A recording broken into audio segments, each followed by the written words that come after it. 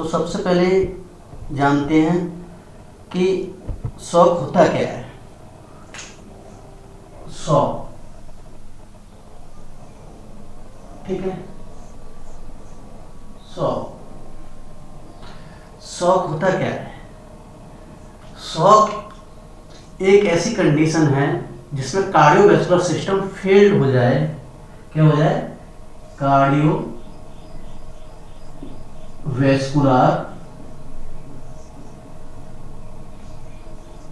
System fail to perfuse tissue adequately. Perfuse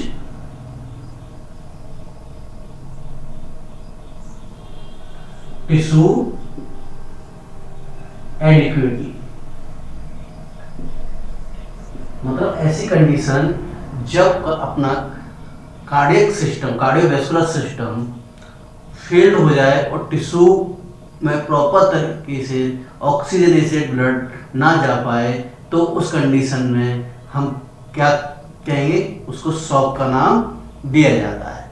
अब जैसे हम बात करें कि किन किन कारणों से हो सकता है, जैसे तो इम्पेयर्ड कार्डियक पंप,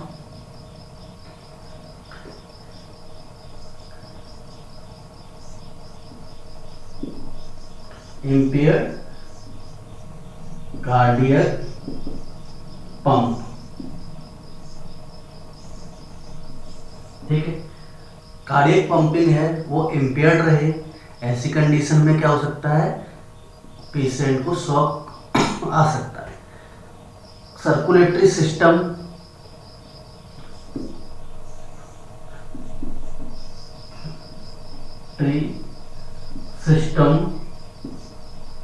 फेलियर, अगर सर्कुलेटरी सिस्टम के द्वारा प्रॉपर तरीके से ब्लड ना पहुंच पाएगा तो क्या होगा? इससे टिश्यू के अंदर ऑक्सीजन नहीं पहुंच पाएगी, तो शॉक होने के चांसेस बढ़ जाएंगे, ठीक है। या फिर प्रॉपर वॉल्यूम ना हो, लो वॉल्यूम ऑफ पंप कह सकते हैं, क्वांटिटी मात्रा में ब्लड हो, तो ऐसी कंडीशन में भी क्या हो सकता है? ये होने के चांसेस बढ़ सकते हैं। ऐसी कंडीशन में सेलुलर हाइपोक्सिया हो जाएगा। उसको क्या हो सकता है? सेलुलर हाइपोक्सिया हो जाएगा। जब सेलुलर हाइपोक्सिया होगा उसको, ठीक है ना, सेलुलर हाइपोक्सिया हुआ सेल्स के अंदर,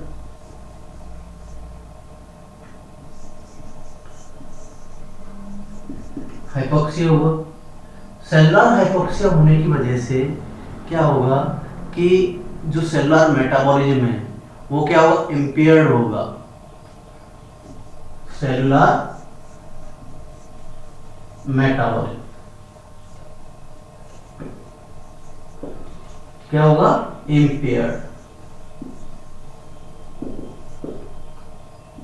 हो गया। तो सेलुलर मेटाबॉलिज्म इम्पेयर्ड होगा तो उसकी वजह से क्या होगा? टिश्यू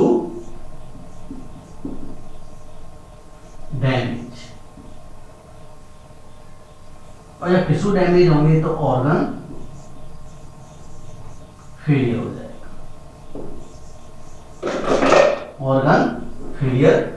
हो जाएगा। ऐसी कंडीशन में जब ऑर्गन फेलियर होगा, ठीक है ना, अब जब ऑर्गन फेलियर हो रहा है तो ऑटोमेटिकली पेशेंट क्या होगा? डेथ होने की चांसेस क्या होगा? Death, death. अभी हम जस्ट बात करेंगे कोरोना की कंडीशन में पेशेंट को क्या होता है। पेशेंट का ऑक्सीजन प्रॉपर लंग्स ऑक्सीजन नहीं सप्लाई कर पाता, नर्स नहीं सप्लाई कर पाता, तो क्या होता है? टिश्यू के अंदर हाइपोक्सिया होता है, और हाइपोक्सिया होने की वजह से क्या होता है? टिश्यू डैमेज होने लगते हैं और पेशेंट क्या होता है? डेड हो जाता है। इस कंडीशन इसमें क्या होता है? ऑक्सीजन की कमी होने लगती है। चलिए इसकी पैथोफिजियोलॉजी जान लेते हैं, ठीक है। कारण तो मैं आपको बता दिया, बहुत सारे कारण हो सकते हैं, ठीक है। चलिए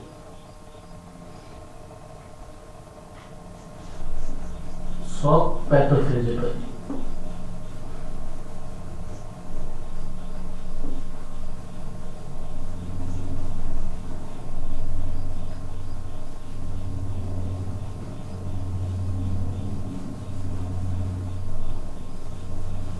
ठीक, अब शॉक पैथोफिजियोलॉजी में क्या होता है,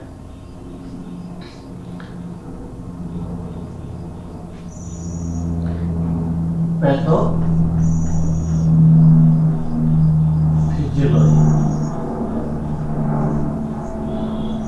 ठीक है, पैथोफिजियोलॉजी की बात करेंगे हम लोग। ठीक है, पैथोफिजियोलॉजी में क्या होता है, पेशेंट जो भी है, सेल क्या करेंगी, पहले सबसे पहले ऑक्सीजन ना मिलने की वजह से सेल क्या करेंगी, cell switch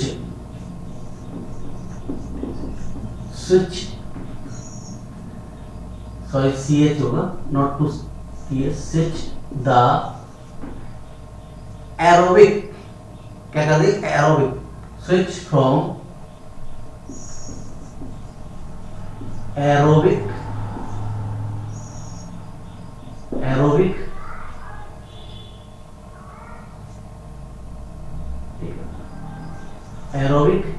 switch the aerobic to anaerobic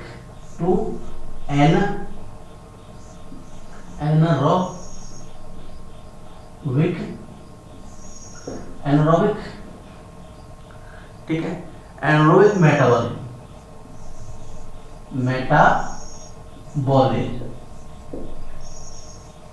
anaerobic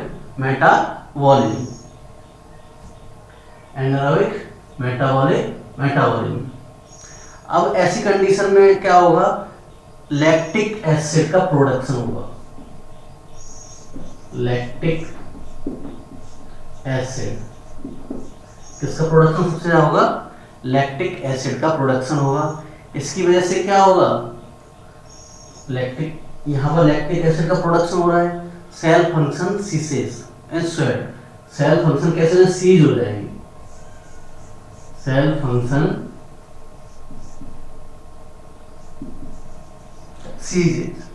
सीजेज मतलब बंद हो जाएगी, सीज हो जाएगी, सीसेस, ठीक है ना, और स्वेल्ड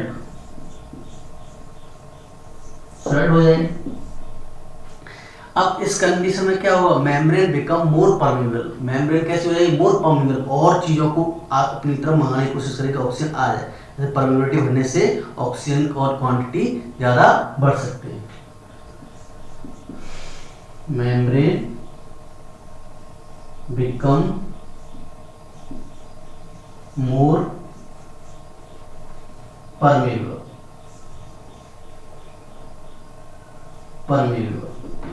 बहुत ज्यादा परमेबल हो जाएगी।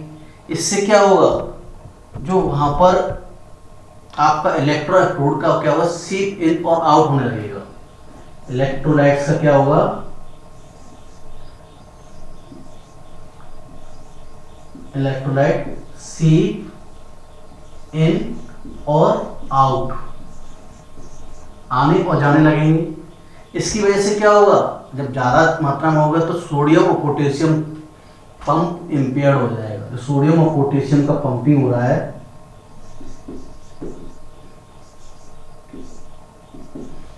पोटेशियम का पंपिंग है वो इंपेयर हो जाएगा।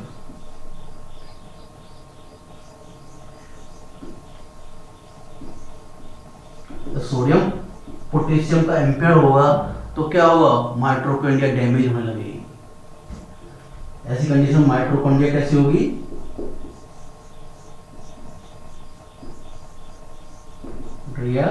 डैमेज। जब माइटोकॉन्ड्रिया पावर हाउस डैमेज होने लगेगा तो सेल डेथ, और सेल डेथ का मतलब टिश्यू डेथ, और टिश्यू डेथ का मतलब ऑर्गन फेलियर, ठीक है ना। इस तरह से ये आपका इसमें पैथोफिजियोलॉजी के इसके अंदर आता है, ठीक है ना। चलिए अब हम आपको इसकी स्टेजेस समझाने जा रहे हैं, कौन कौन सी स्टेजेस होती हैं, ठीक है।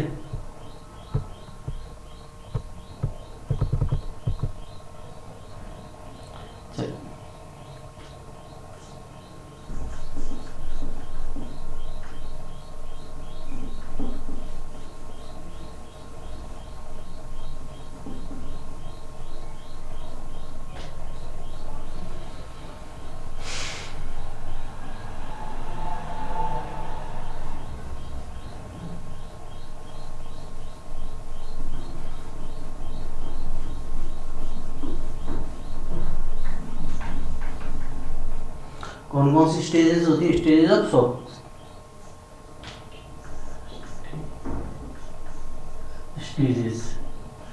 Stages of shock. अब कौन कौन सी स्टेज? एक तो होती है इनिशियल स्टेज,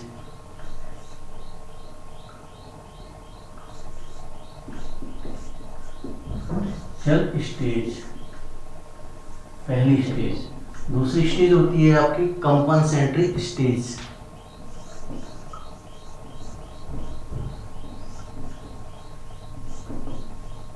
ट्री स्टेज, ठीक है ना। तीसरी होती है प्रोग्रेसिव स्टेज,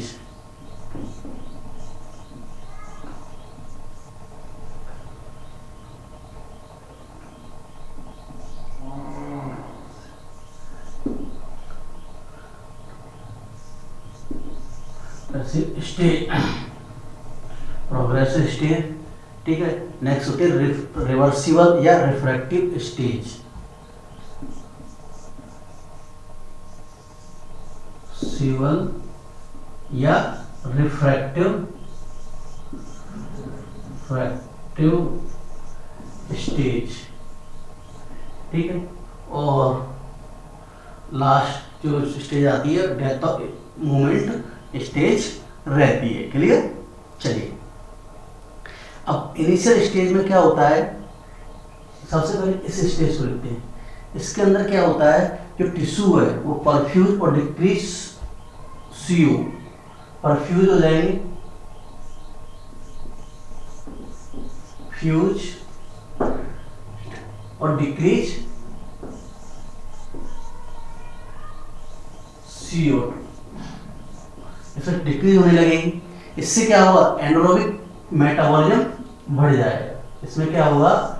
एनारोबिक विक, ठीक है, मेटाबॉलिज्म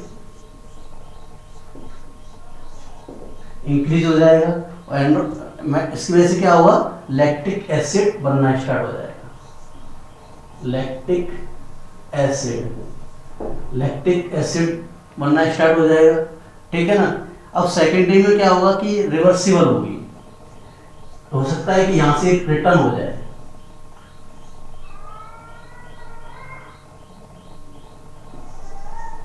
रिवर्सिबल, ठीक है, रिवर्सिबल होगी, ठीक है। रिवर्सिबल में क्या होगा? अगर जो CO2 का लोग किसके, इसमें क्या होगा? रिवर्सिबल हो गई तो ठीक है, नहीं तो फिर क्या होगा? CNS, सेंट्रल नर्वस सिस्टम क्या करेगा कि ये एक्टिवेट होगा, sorry SNS, not to CNS, SNS है, ठीक है, SNS, ठीक है ना। सेंसिंग नर्वस सिस्टम वो क्या करेगा कि O2 को, CO को डिक्रीज कर देगा सेल के अंदर से। ऐसी कंडीशन में क्या होगा? टिश्यू परफ्यूजन कंपनसेट बढ़ जाएगा, ठीक है, कंपनसेशन होने लगेगा, परफ्यूजन स्टार्ट हो जाएगा, ठीक है। ऐसी कंडीशन में कंपनसेटरी स्टेज में क्या है? CNS वर्क करता है, सॉरी SNS वर्क करता है, CNS and SNS, sympathetic nervous system, ठीक है, not to sensory, sympathetic nervous system क्या है? उसकी वजह से CO2 कम होने लगेगा। अब थर्ड आता है प्रोग्रेसिव स्टेज। प्रोग्रेसिव स्टेज में क्या होता है कि patient failing, compensatory mechanism start जाती है, फेल होना, FAI, failing compensatory stage start हो जाती है, फेल होना। फेलिंग कंपनसेटरी स्टेज स्टार्ट होने की वजह से क्या होता है कि इसके अंदर कि जो वैसो कंस्ट्रक्शन होना स्टार्ट हो जाएगा। क्या होगा? वैसो कंस्ट्रक्शन, क्योंकि ब्लड सप्लाई को पूरा करने वैसे कंस्ट्रक्शन स्टार्ट हो जाता है, और वैसो कंस्ट्रक्शन होने की वजह से क्या होता है? जैसे सप्लाई करने की कोशिश करते हैं पर लेकिन कंडीशन क्या होती है? आइसीमिया हो जाता है, आइसीमिया होने लगता है, और आइसीमिया लगातार पूरा करने की वजह से लैक्टिक प्रोडक्शन हाई हो जाता है, लैक्टिक एसिड का प्रोडक्शन बहुत हाई रहता है। इसकी वजह से मेटाबॉलिक एसिडोसिस हो जाता है, बॉलिक एसिडोसिस हो जाता है। मेटाबॉलिक एसिडोसिस होने की वजह से, मेटाबॉलिक एसिडोसिस हुआ तो अब क्या होगा, मेटाबॉलिक एसिडोसिस होने की वजह से इसमें सेलुलर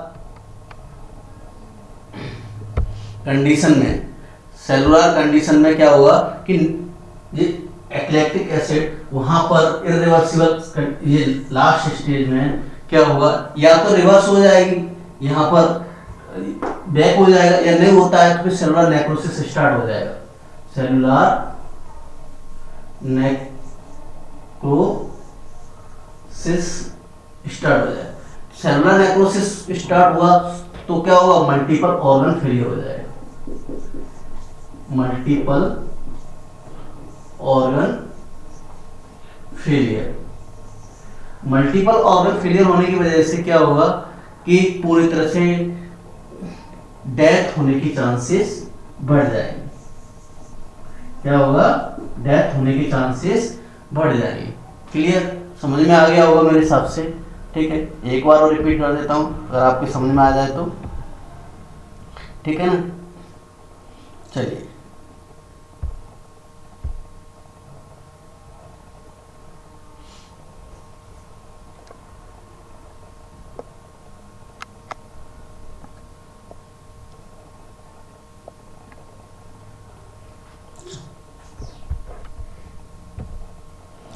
ठीक, इसमें क्या होगा, सबसे पहले हार्ट की वजह से प्रॉब्लम क्रिएट क्या होगी कि हार्ट की वजह से पेशेंट को unable to pump, unable to functioning, unable to किसी कारण से वेस्कुलर डिस्फंक्शन की वजह से ऑक्सीजन टिश्यू के अंदर पहुंच, उसकी वजह से इनिशियल स्टेज में क्या होगा, डिक्रीज CO2 होने लगेगा और एनारोबिक मेटाबॉलिज्म स्टार्ट हो जाएगा और उसकी वजह से लैक्टिक एसिड फॉर्मेशन बनना स्टार्ट हो जाएगा। ऐसे फिर सेकंड स्टेज में होता है, अगर तो ये ज़्यादा रिटर्न हो जाएगी प्रॉपर तरीके से, अगर नहीं होता है तो SNS sympathetic nervous system activate होता है। वो क्या करता है, एक्टिवेट होने पर CO को लो करने की कोशिश करता है, जिसकी वजह से क्या होता है कि कंपनसेंट्री डिक्रीज टिश्यू परफ्यूजन, जो टिश्यू का परफ्यूजन है वो डिक्रीज होने लगता है, क्योंकि जब CO2 कम किया तो क्या उसका परफ्यूजन कम होने लगेगा, और कम होने पर ऐसी कंडीशन में क्या होगा, या तो रिटर्न हो जाएगा या फिर आगे की स्टेज में चला जाएगा। प्रोग्रेसिव स्टेज होती है, प्रोग्रेसिव स्टेज में क्या होता है, फेली कंपनसेंट्रेशन, वो कोशिश करता है मेंटेनेंस करने की, उसको मतलब आउट टू वहां पर सेल के अंदर पर, लेकिन जब वो कंपनसेंट्री स्टेज नहीं मेंटेन होती है सिंपैथिक, तो उस कंडीशन में क्या होता है कि वेसोकंस्ट्रिक्शन होता है, SNS, उसकी वजह से आइसीमी कंडीशन होती है। आइसीमी कंडीशन हुई तो क्या होगा, लैक्टिक एसिड का हाई प्रोडक्शन होगा, हाई प्रोडक्शन होने की वजह से मेटाबॉलिक एसिडोसिस हो जाएगा। अब मेटाबॉलिक एसिडोसिस या तो वो रिवर्स, यहाँ से भी रिवर्स हो सकता है, नहीं होता है तो फिर क्या होगा कि सेलुलर नेक्रोसिस होने लगेगा, और सेलुलर नेक्रोसिस होने की वजह से क्या होता है, मल्टीपल ऑर्गन डिसफंक्शनिंग होने लगती है, और मल्टीपल डिसफंक्शन और ऑर्गन डिसफंक्शन होने की वजह से क्या होगा, सिंड्रोम, उसको डेथ होने के चांसेस बढ़ जाएंगे, उसको क्या होगा, डेथ होने के चांसेस बढ़ जाएंगे। क्लियर, यहां तक क्लियर हो गया वो सबको? ठीक है,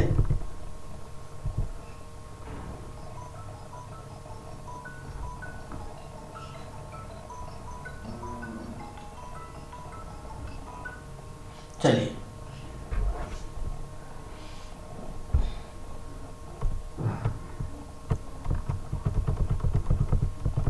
अब हम आपको टाइप्स ऑफ शॉक पढ़ाएंगे, वो हम नेक्स्ट लेक्चर में पढ़ाएंगे। आज के लेक्चर में इतना ही काफ़ी है। ठीक है, नेक्स्ट लेक्चर में आपको हम टाइप्स ऑफ शॉक पढ़ाएंगे, जो कि